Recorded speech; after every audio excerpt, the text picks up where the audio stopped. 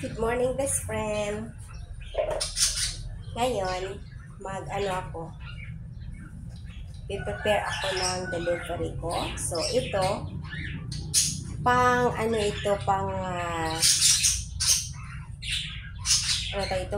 indoor decoration ito. Ito yung ating compacta fiddle leaf. Compacta siya kasi yung dahon niya, hindi talaga siya yung parang palad na tumitihaya. Itong ginamit ko, egg white na may cinnamon para hindi magiging malangsa. So, dapat 1 stroke lang pataas. Ganyan. Para siya makintab. Okay. At saka mawala yung mga alikabok. Mga impurities para siya sa loob ng kwarto. Okay. Yan.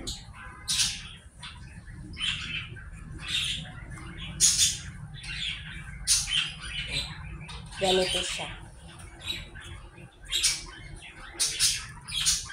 Mabango kasi mayroong cinnamon. Nilagyan ko ng pinch of cinnamon. Yung egg white. Dahil kapag egg white lang, malangsa. So, it takes like 3 days to 5 days para pwede siyang ipasok sa loob ng kwarto kapag walang cinnamon. So, ito, dahil ipapasok ito ng ating client right away sa kanyang room, kailangan malagyan ko ng cinnamon.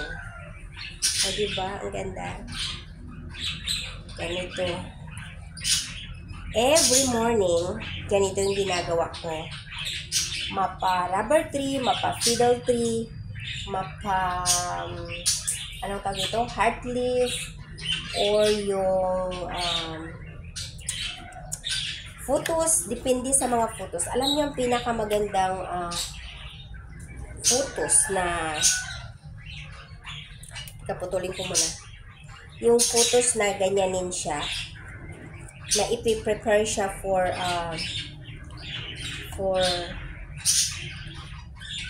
shining. Yung ganito at saka yung golden photos. Ang ganda ng dahon niya kapag papahiran na ng egg white na mayroong cinnamon. Kasi kakaiba yung kanyang kintab. Look. Diba? Ito siya. Ito. Oh, ang ganda. Ang ganda-ganda niya.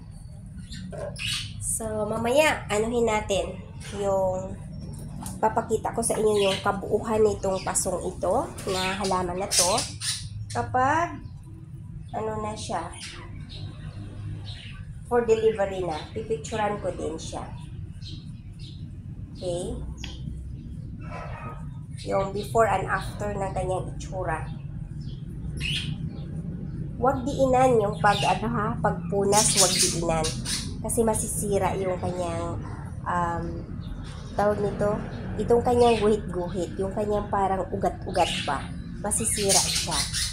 At saka dapat very smooth yung gagamitin ninyo. It's either yung cloth na smooth or itong foam.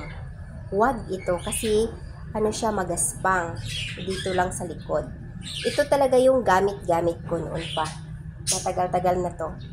So, mamaya ipakita ko sa inyo yung after. Okay?